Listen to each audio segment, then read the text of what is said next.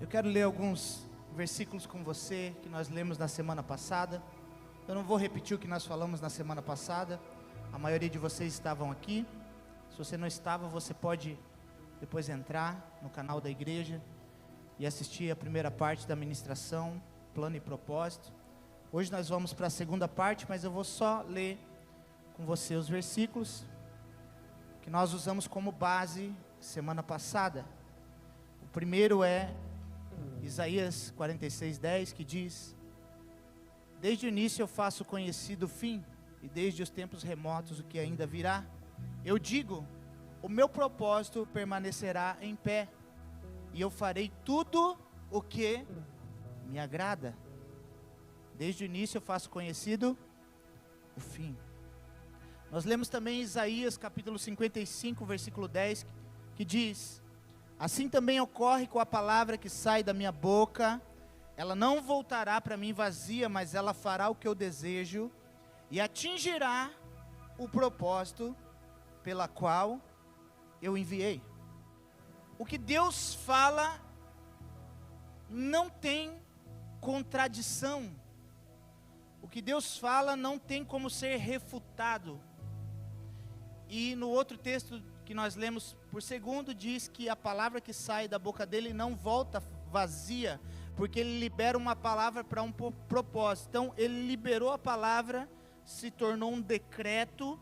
Esse decreto estabeleceu um propósito na terra, e esse propósito não pode ser paralisado. Se Deus falou que Ele vai salvar você, é isso mesmo que Ele vai fazer. Deus não tem plano B, Deus tem um plano só e pronto. E Ele disse, o meu propósito vai permanecer. Se Ele disse que Ele vai salvar a sua família, Ele não tem um plano B, Ele não tem problema com o diabo já está vencido. E o diabo, na verdade, a manifestação do diabo sendo vencido foi na cruz do Calvário. Mas a palavra de Deus diz que desde o princípio, na fundação do mundo, o Cordeiro de Deus já tinha sido imolado.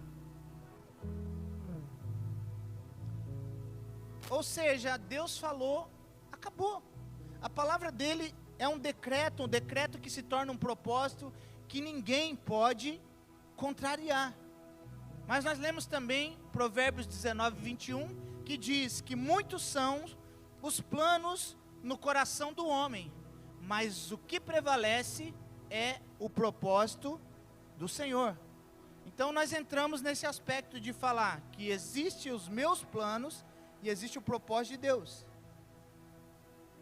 Os meus planos, eles são muitos, mas o que prevalece é o propósito de Deus. Então, a partir do momento que eu alinho os meus planos com a vontade de Deus, por isso que eu preciso descobrir qual é a vontade e o propósito de Deus para a minha vida, para que eu possa, então, não ter nenhum problema de mudar de planos.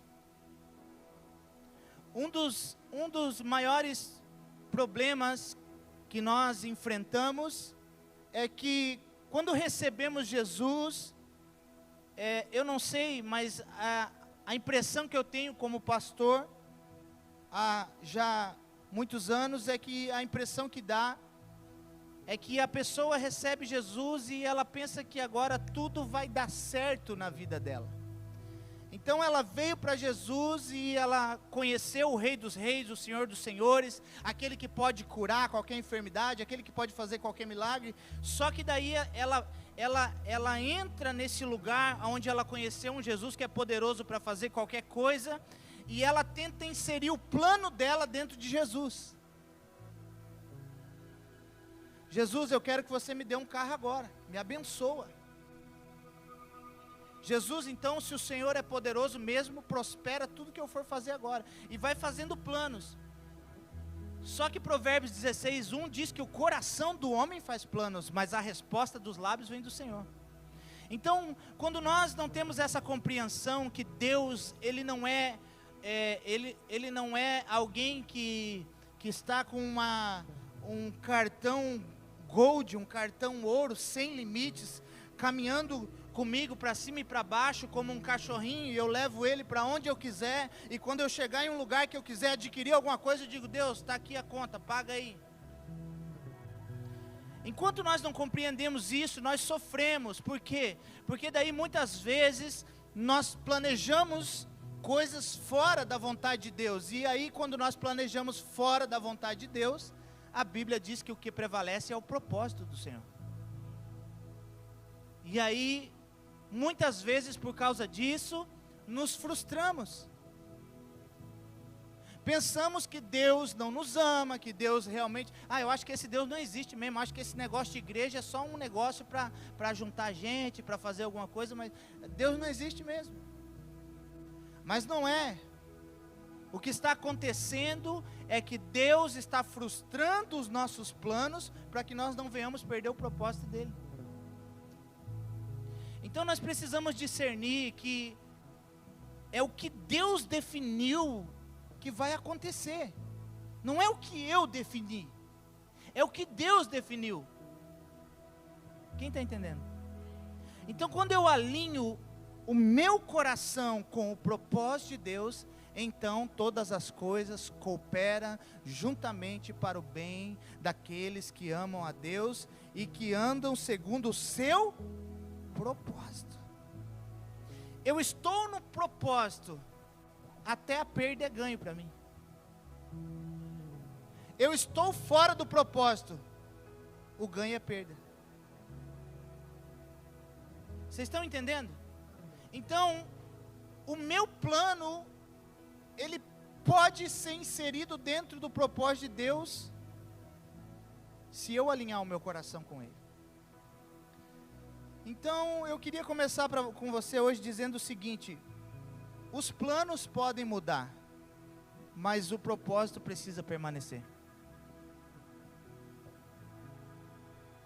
Existem muitas pessoas que desistiram de seguir o propósito de Deus, porque foram frustradas em alguns dos seus planos. Existem muitas pessoas que receberam uma palavra de Deus: você vai prosperar, um exemplo estou dando, você vai prosperar, você vai ser um empreendedor, você vai romper, e aí a pessoa, por causa daquela palavra, começou a planejar, mas como nós falamos semana passada, talvez ela não consultou o Senhor, e por causa disso, algo nesse plano deu errado.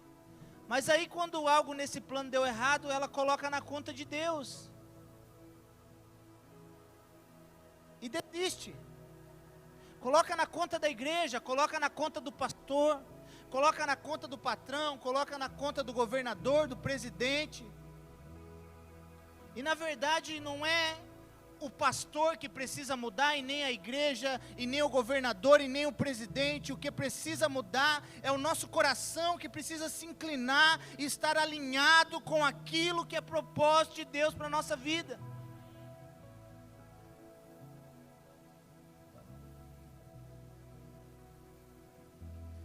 Nós vamos falar um pouquinho de forma mais clara e vamos fundamentar a diferença. Nós falamos a diferença de plano e propósito também semana passada. Vocês lembram? O plano, o propósito é o destino, é o ponto final. E o plano é como eu vou fazer para chegar até lá, certo? E nós vamos falar também nos próximos dias. Hoje eu vou só introduzir essa parte segunda, para a semana que vem falar um pouquinho mais. Nós vamos falar sobre homens que, porque tiveram uma revelação do propósito de Deus, abriram mão dos planos que eles tinham para suas próprias vidas. E por causa disso, eles não só fizeram a vontade de Deus, mas eles tocaram a sua geração, tocaram os seus filhos, os filhos dos seus filhos, e tocaram até nós. Por quê? Porque está registrado aqui na Escritura. Então eu quero ser esse homem que vai, como diz o versículo de Atos, falando a respeito de Davi. Lucas, em um versículo, ele resume a vida de Davi. Ele diz: Davi adormeceu e foi sepultado com seus pais, tendo cumprido o propósito de Deus na sua geração. Então, o final, queridos, quando terminar a nossa carreira, não é quanto dinheiro nós vamos ter na conta que vai contar. O que vai contar não é quantas coisas bem-sucedidas nós fizemos. O que vai contar lá no final é se eu cumpri o propósito, é se eu marquei a minha geração, é se eu passei por essa jornada chamada vida, é se eu passei por esse breve tempo, como Salomão fala, se eu passei nessa brevidade de tempo, como diz Jó também, que como uma neblina se dissipa, mas se nesse período, quando eu passei aqui, eu passei, como diz João 3,8, o vento sopra onde quer, não sabe de onde vem nem para onde vai. Eu tenho planos, mas se o vento mudar amanhã, eu mudo todos os meus planos. Por quê? Porque eu vou seguir no vento de Deus, eu não vou seguir no meu vento. Então é importante, vamos ler Efésios 2:10. Tudo bem aí, gente? Eu vou pregar 10 minutos, ok? Se nesses 10 minutos você estiver recebendo de Deus, nós continuamos. Senão, a gente fecha a Bíblia e vai para casa. Efésios 2:10 diz o seguinte. Já estava lá. Porque somos criação de Deus, realizada em Cristo Jesus, para fazermos boas obras, as quais Deus preparou antes para nós as praticarmos. Esse texto está afirmando que nós não somos frutos simplesmente de um relacionamento do nosso pai com a nossa mãe, mas está dizendo que nós somos criação de Deus. Foi Deus que nos criou, foi Ele que nos planejou, foi Ele que nos inseriu, foi Ele que usou a vida do seu pai e da sua mãe como instrumento para que você viesse, porque Ele já havia preparado tudo. Aonde que eu entro?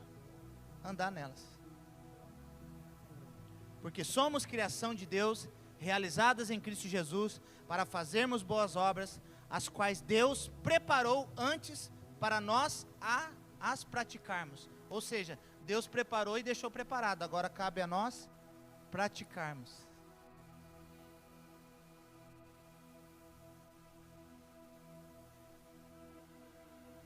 Esse texto está dizendo que existe propósito, mas que também existe processo. Deus criou de antemão, ou seja, propósito. Deus estabeleceu algo para nós andarmos, mas ali está dizendo para que nós fizéssemos boas obras.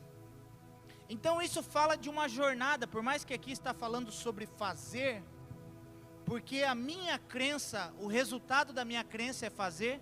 O fazer não me torna filho de Deus, o fazer não me salva, mas o fato de eu ser salvo e ser filho de Deus me impulsiona a fazer.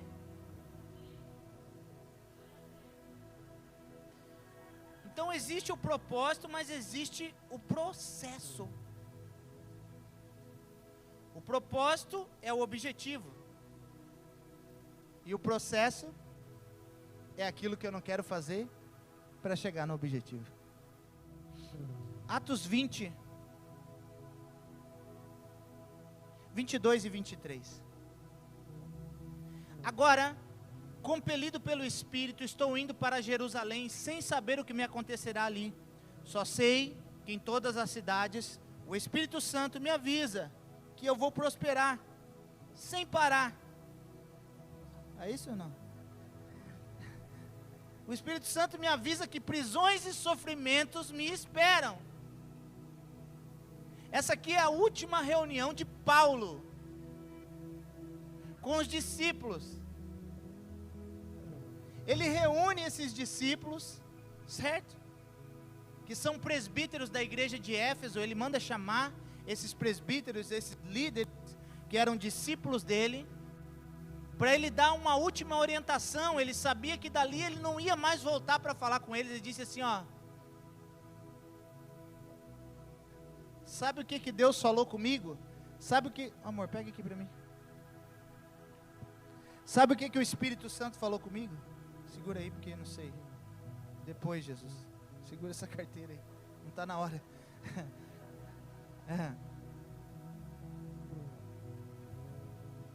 Ele está dizendo o seguinte: meus discípulos, é o seguinte, eu mandei reunir vocês, porque o Espírito Santo está me dizendo que a parte mais dolorida do processo está chegando.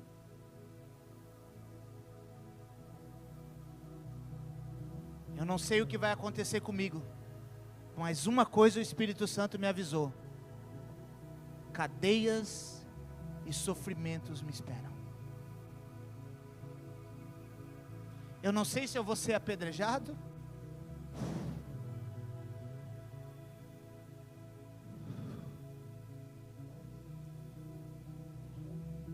era esse tipo de mensagem que a igreja primitiva pregava. Então eu chamei vocês aqui para ver se nós juntamos um dinheiro e conseguimos um bom advogado, ou alguém que tenha relacionamento com o imperador, para que eu possa me livrar disso.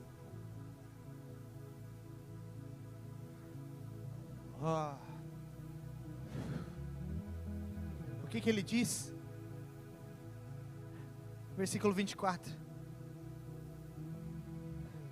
todavia, eu não me importo, e nem considero a minha vida de valor algum para mim mesmo, se tão somente puder terminar a corrida e completar o ministério que o Senhor Jesus me confiou, de testemunhar o Evangelho da graça de Deus.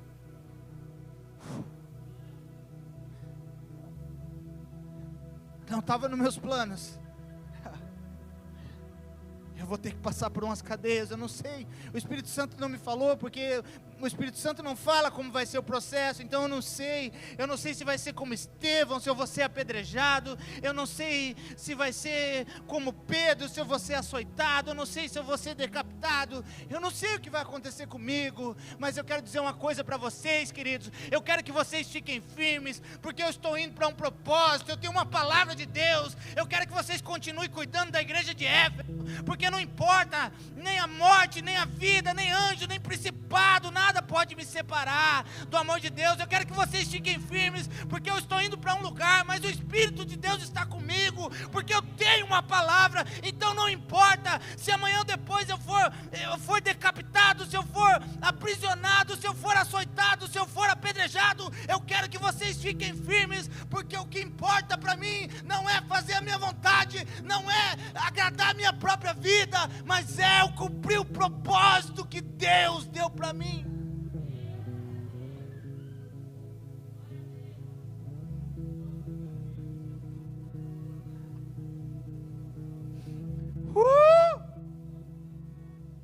Ai, meu Deus!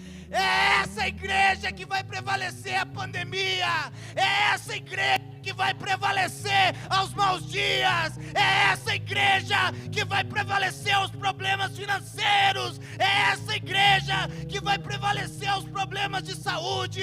É uma igreja que tem uma palavra de Deus, que sabe para onde está indo, que tem segurança, porque sabe que aquele que prometeu é fiel.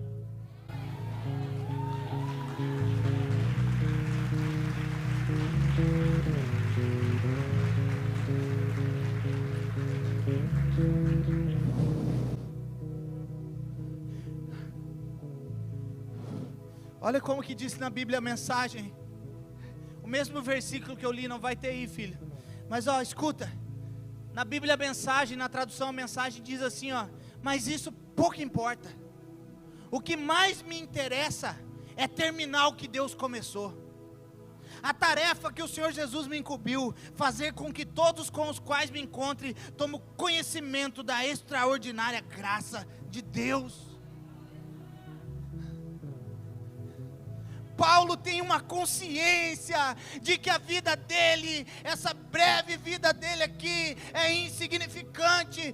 Paulo compreendeu, mesmo tendo uma profissão, mesmo andando como um nômade, pagando aluguel, fazendo tendas, Paulo entendeu que os recursos dessa terra não eram suficientes para saciar a vida de um homem.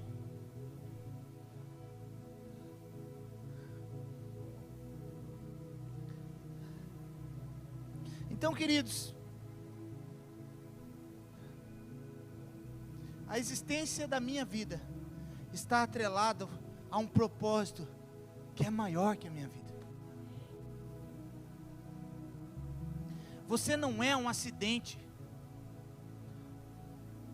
Você não é um fruto de um adultério. Você não é você não é um rejeitado. Quem sabe os teus pais te rejeitaram, mas a palavra de Deus diz: mesmo que uma mãe se esqueça do seu filho, eu jamais me esquecerei de ti.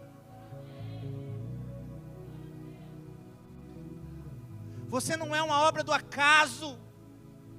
A sua vida não é simplesmente isso. Existe um poder. Nós estamos aqui reunidos. O poder de Deus está se movendo aqui, porque a unção de Deus, ela vem aonde tiverem 2 ou 3 reunidos. Quando nós nos reunimos como igreja, existe um poder. O cabeça vem e começa a dar ordem aos membros. Sim, mas eu quero dizer para você que a sua vida não é simplesmente de domingo a domingo sentado aí nesse banco. Eu quero dizer uma coisa: Deus tem algo sobrenatural para a sua vida. Deus tem algo extraordinário. Você precisa abrir os seus olhos espirituais. Você precisa rasgar o seu coração. Você precisa entender que é muito mais que dinheiro, que é muito mais que um casamento, que é muito mais que um sucesso profissional. Existe algo que está incutido dentro dessa sua vida, que se chama propósito de Deus.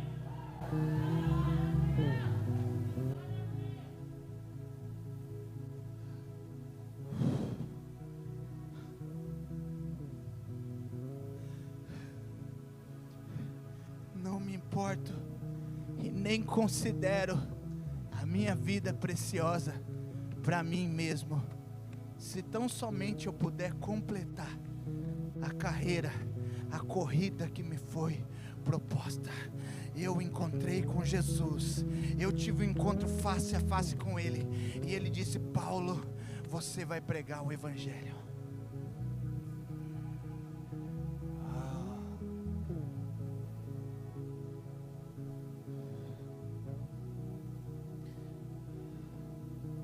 Três pilares, 3 fundamentos para você conseguir andar no propósito. O primeiro, convicção. Convicção. Se o texto de Efésios diz que Deus preparou obras para que eu andasse de antemão, Ele preparou de antemão obras para que eu andasse nela, nós andássemos nela, eu preciso ter uma convicção de que aquilo que Deus falou é a verdade ao meu respeito. Convicção e certeza é diferente.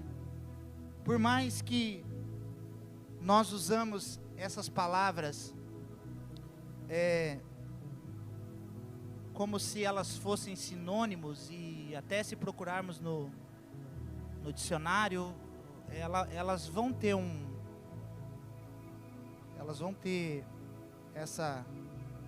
vão se assemelhar, digamos assim, vão jogar para você que você pode utilizar, mas certeza e convicção têm as suas diferenças. Existem traduções que dizem que a fé é a certeza das coisas que não se vê, e a convicção dos fatos que se esperam. Mas se você for ler o texto, está em Hebreus capítulo 11, versículo 6, que diz: ora, de fato, sem fé é impossível agradar a Deus, porquanto é necessário que aquele que se aproxima de Deus creia que Ele existe e que Ele se torna galardoador daqueles que o buscam. Se você for ver o que significa a palavra certeza, lá não é certeza, traduziram certeza. E se você ler ali, sem fé é impossível agradar a Deus, essa palavra fé, ela significa pistes, que é convicção da verdade de algo. Já vou voltar na certeza, não estou perdido. Convicção é algo que vem de dentro. Certeza é algo que vem de fora. Pode parecer uma heresia o que eu estou falando, mas pegue a sua Bíblia e leia ela no original, e vá para o dicionário Strong's e comece a destrinchar a palavra para você ver. Tem muitas palavras que vieram para a nossa tradução, que não tinham uma palavra compatível, então teve que ser lançada uma. Por exemplo, eu tenho certeza, né, Léo Flay? Tenho certeza que tem água dentro dessa garrafa. Eu tenho certeza.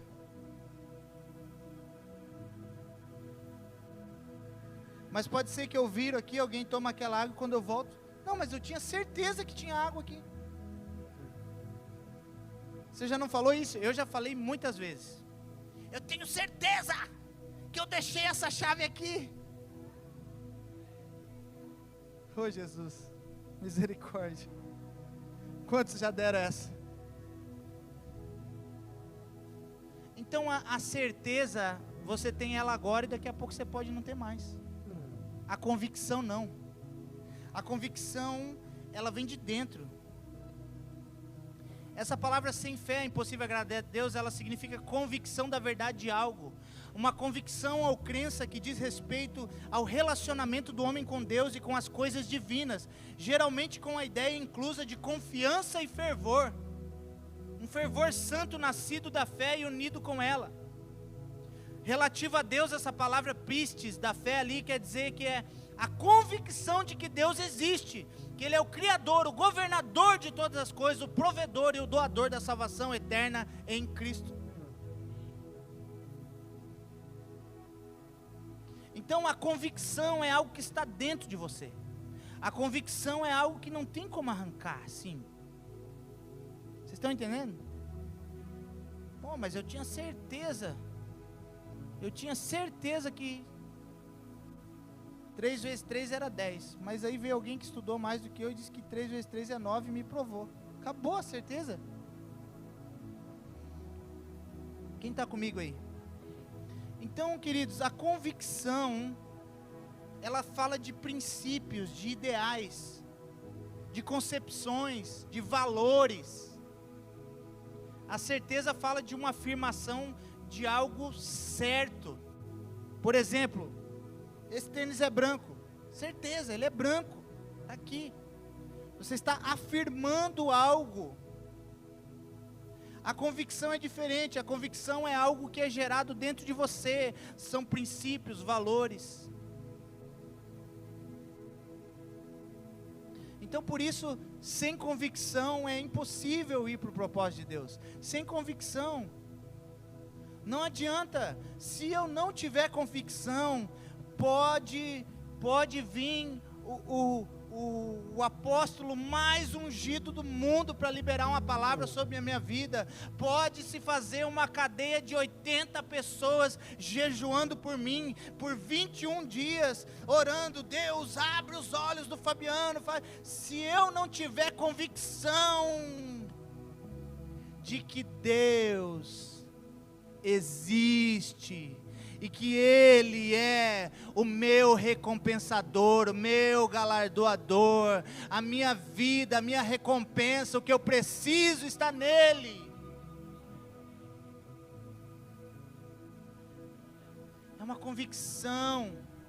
Eu tenho uma convicção dentro de mim. Eu passei 4 anos a fio fumando crack, levei tiro na cabeça, aloprando, incomodando todo mundo. Eu tenho uma convicção dentro de mim. Eu não vi nada, ninguém me mostrou nada, mas naquele dia parece-me que uma mão veio e tirou de dentro de mim, e eu nunca mais usei nada. Eu tenho uma convicção que Ele é invisível, mas Ele é real. Ninguém pode tirar isso de mim.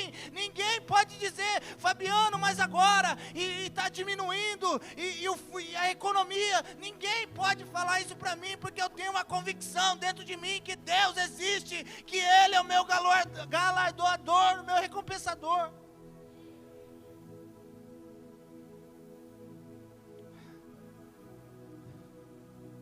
Como é que está a sua convicção?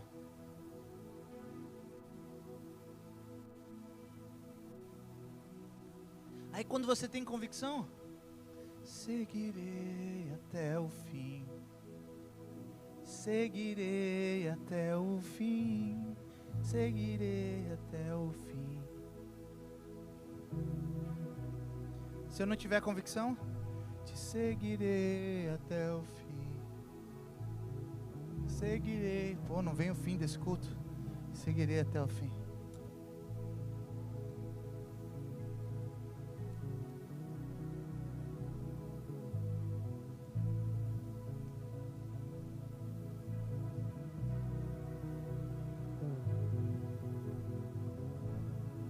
É isso aí. Sem fé é impossível agradar a Deus. Sem convicção, sem acreditar que Ele existe, é uma religião que eu vivo.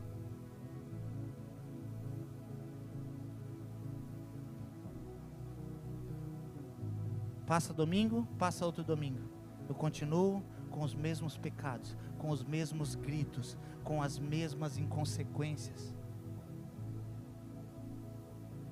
com a mesma boca suja, com a mesma murmuração. Eu não tenho convicção. Então,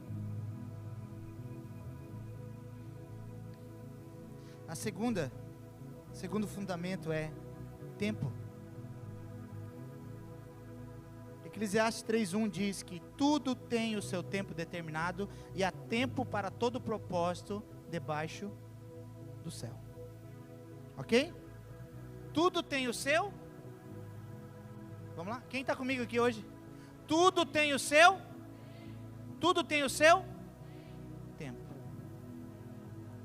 Por que com Deus não tem que ter tempo? Não, quero hoje, Deus. Então o propósito que Ele estabeleceu tem um tempo determinado. Depois Ele continua falando, tem tempo de plantar, tem tempo de colher, tem tempo de vir a chuva, tem tempo de cessar a chuva, tem tempo de nascer, tem tempo de morrer. Ou seja, Deus é um Deus que atua por ciclos, por temporadas. Então depois que eu tenho essa convicção que Deus tem um propósito na minha vida, eu creio nisso, eu preciso também compreender que vai existir um tempo determinado para esse propósito se estabelecer. E aqui também existem muitas pessoas que pedem a conta, que vão lá e pedem exoneração e diz: estou saindo. Por quê? Ah não, já estou aqui, ó. Meu Deus, estou nessa igreja, já estou orando tantos anos, meu Deus, eu não consigo casar.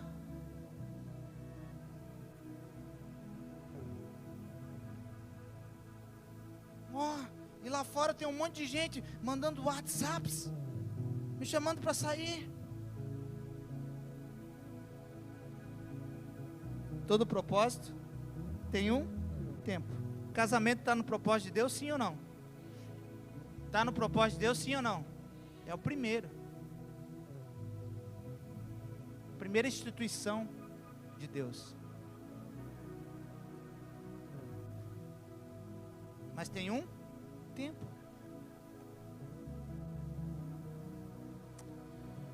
Uau! Abraão recebeu uma promessa. E essa promessa se cumpre só lá em José. 3 gerações passam. Então, querido, se você tem uma palavra de Deus, se você tem uma convicção do propósito, fica tranquilo, aguenta mais um pouco, segura a tua onda. Segura a tua onda, que já está chegando o teu momento, já está chegando o teu tempo. Se foi Deus que falou para você, fica tranquilo.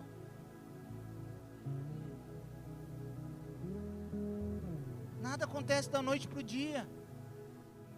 Tem pessoas que às vezes vêm falar comigo como tipo assim, se nós tivéssemos começado ontem a nossa caminhada.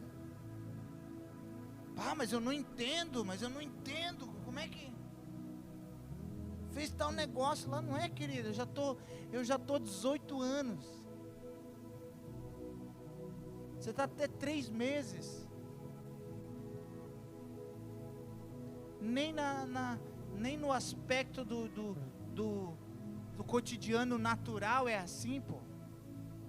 Existe uma jornada, existe uma carreira, existe um tempo. E o terceiro, não menos difícil, processo. Compreendi. Senti a convicção. Deus tem um propósito para mim. Deus está me chamando para começar um ministério.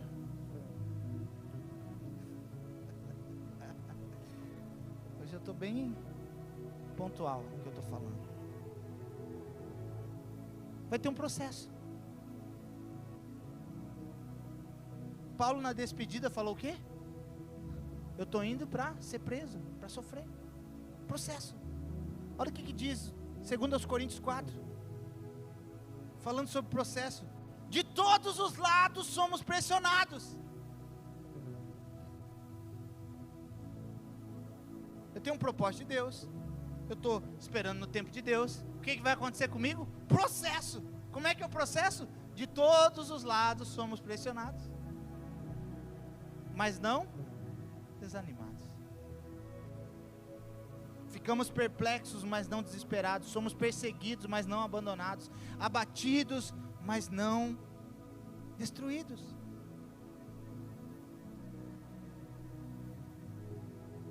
Quem está passando por um tempo de pressão aí? Ei, só quero dizer para você, se essa pressão está só de um lado, você está no nível easy ainda.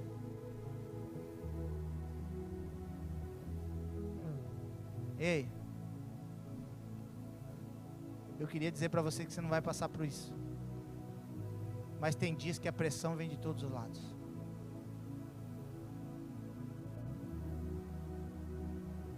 Não é, pastor Roberto? Ei, pastor Juliano, não é? Tem dias que você semeou,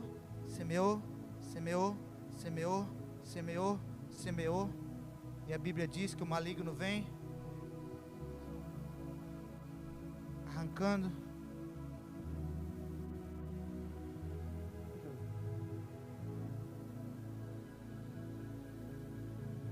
Eu vou dizer uma coisa para vocês.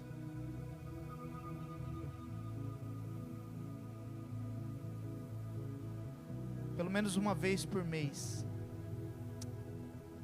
eu amo levar minha família para almoçar fora. De preferência no Branger. Uau!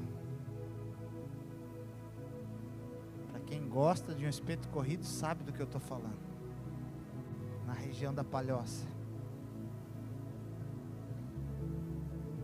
Ei, mas eu sei o que é dividir um ovo frito com essa mulher aí.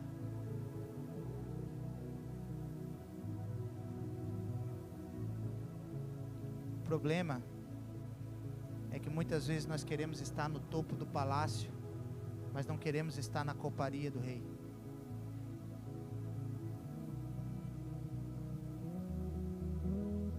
Queremos estar dentro do palácio, mas não suportamos as prisões, as traições, as entregas, quando somos lançados injustamente.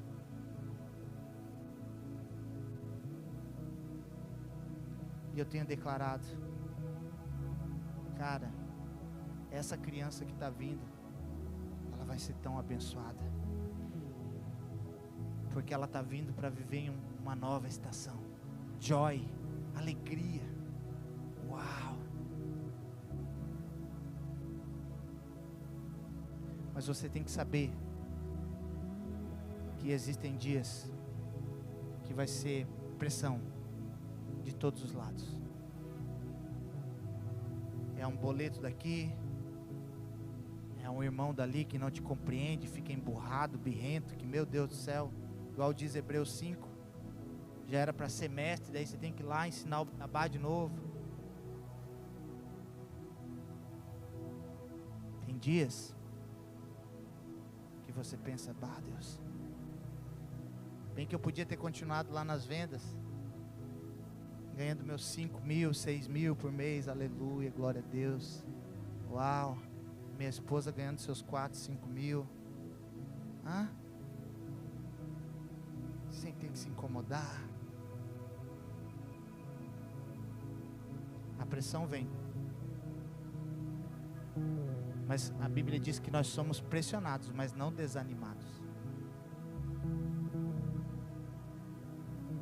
Quando a pressão vier, você tem que lembrar, sabe por que Paulo escreveu isso? Que somos pressionados, mas não desanimados. Por quê?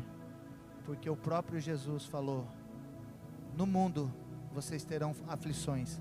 Mas o que ele disse? Tenha bom ânimo. Então sabe aquele dia que você está furioso, que está tudo atrapalhado? Naquele dia você lembra da palavra de Deus. Naquele dia você lembra do propósito de Deus. Naquele dia você lembra assim, ó, eu vou me revestir da armadura de Deus. Ei, o dia mau chegou, mas o dia mau passa. O choro pode durar uma noite, mas a alegria vem pelo amanhecer. Eu tenho certeza que essa pressão está vindo sobre mim, mas eu não vou desanimar, porque eu posso ser pressionado de todos os lados, mas o ânimo, o fôlego de vida, a vida de Deus está dentro de mim.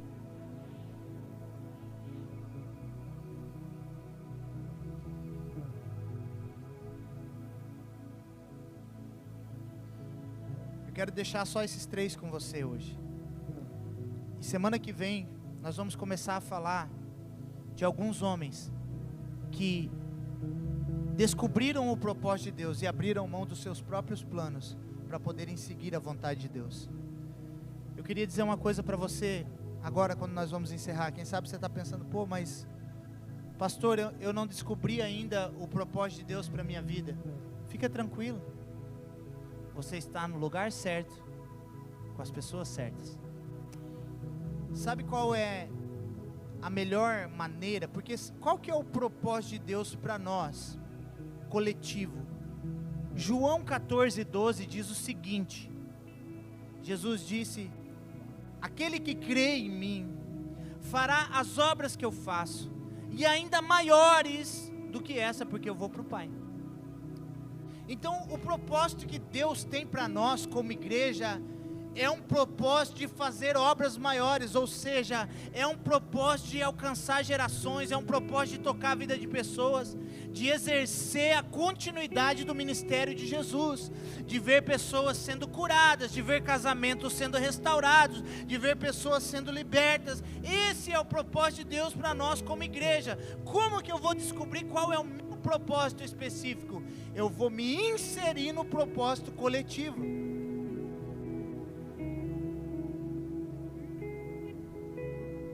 Porque nós vamos falar também, nós vamos falar da importância, nós vamos falar aonde entra a paternidade dentro do propósito.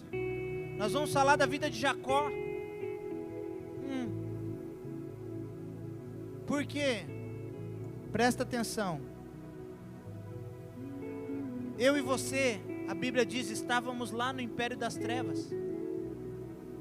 Efésios 2 diz que nós éramos conduzidos pelo príncipe da potestade do ar, que agora opera nos filhos da desobediência, ou seja, nós éramos levados pelos nossos desejos carnais. Então, como é que eu vou chegar na igreja e simplesmente cheguei aqui, agora amanhã eu já vou saber tudo como é? Não, queridos. Gênesis 12, sabe o que Deus falou para o pai da fé, Abraão? Falou: Abraão, sai da tua terra, da tua parentela, e vai para a terra que eu te mostrarei futuro. Ele falou: levanta e anda, Abraão. Então o que você tem que fazer? Levantar e andar. O que você tem que fazer? Você tem que permanecer na comunhão. Você tem que estar conectado com Deus. Você tem que estar fazendo o propósito coletivo, orando por pessoas, apresentando o evangelho para pessoas. E aí nesse desenrolar, nesse inteirinho, o Espírito Santo vai começar a ministrar dentro de você qual é a sua função no corpo. O Espírito Santo vai começar a despertar dentro de você sonhos, paixões. Você vai começar a ser atraído dentro dos 5 ministérios. Você vai começar a se sentir envolvido. Então o Espírito Santo vai começar a comunicar, e Deus vai começar a levantar pais espirituais, pastores, líderes, que vão começar a direcionar você nesse propósito. Amém? E sabe o que vai acontecer? O dia que você terminar, os seus filhos, os seus netos, independente da herança, que Deus nos dê graça para deixar, e vamos deixar os nossos filhos em vantagem, em nome de Jesus. Vamos deixar os nossos filhos melhor colocados do que nós, porque é isso que a Bíblia diz: os pais em tesouro para os filhos. Mas eu quero dizer para você, sabe qual que vai ser a coisa mais linda que vai sair da boca e do coração dos seus filhos? Vão dizer assim: ó, o meu pai foi fiel a Deus até a morte. Uau! O meu pai foi com a minha mãe até o final, servindo a Deus. E aí os seus netos vão dizer assim, ó: o meu avô era homem de Deus. Ele me chamava, me dava uma balinha, alguma coisa, mas ele já liberava uma palavra para mim. Eu sempre via ele, sempre na presença de Deus. Quem está me entendendo, queridos? É maior do que você, é maior do que eu, é maior do que nós. É algo grande, é algo poderoso que o Espírito Santo quer fazer nesses dias. Eu quero que você fique de pé, nós vamos orar.